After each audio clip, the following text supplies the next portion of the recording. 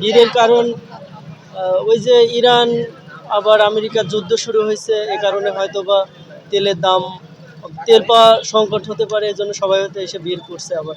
সংকট নাই, এটা হচ্ছে বাংলাদেশের মানুষের সিন্ডিকেট। আরেকটা বিষয় হচ্ছে যে দোকানগুলোয় বোতলের তেল বিক্রি করে, তেলের অভাব দেখায় ওরা 200 টাকা করেও বিক্রি করতেছে। আসলে তেলের আমার মনে হয় সংকট নেই। ভিড়ের কারণ ওই যে ইরান আবার আমেরিকার যুদ্ধ শুরু হয়েছে, এ কারণে হয়তোবা তেলের দাম, তেল পাওয়া সংকট হতে পারে, এজন্য সবাই হয়তো এসে ভিড় করছে আবার।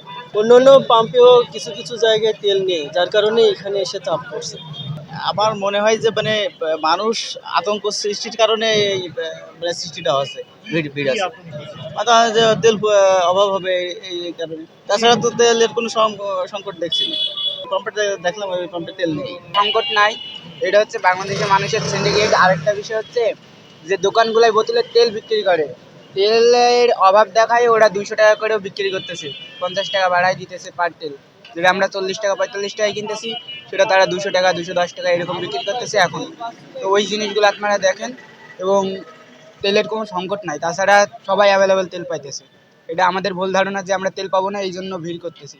এই ভিড়ের কারণ হচ্ছে সিন্ডিকেট। মানুষের মনে একটা ভয় যদি ঢুকে যায়, আপনার মনে যদি এখন ভয় ঢুকে যায় যে কাল থেকে আপনি খাবার পাবেন না, তাহলে আপনি কি আজকে খাবার সংগ্রহ করবেন না? ঠিক তেমন মানুষের মনে ঢুকাই দেওয়া হয়েছে যে তেল নাই, তাই তারা এইরকম তেল বেশি করে নেওয়ার চেষ্টা করতেছে। লাউদিয়ার পাম্পে গেলাম, বললো নাই নাই। হ্যাঁ, এই যে এই পাম্পে গেছিলাম, বললো নাই। এখন এখানে দাঁড়িয়ে আছি। কারণ আপনাদের এটা তদন্ত করার দরকার, ওইসব পাম্পে তেল আছে কিনা। তা আপনারা যদি উল্টো প্রশ্ন করেন আমাদের যে সংকট আছে কিনা, আমরা একজন ক্রেতা কিভাবে বলবো?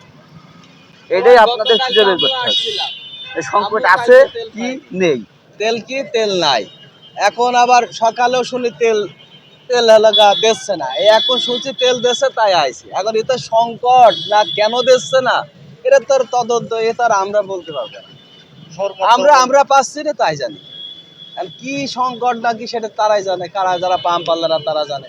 যারা দিচ্ছে না না তেল নাই তারা ভালো বলতে পারবে।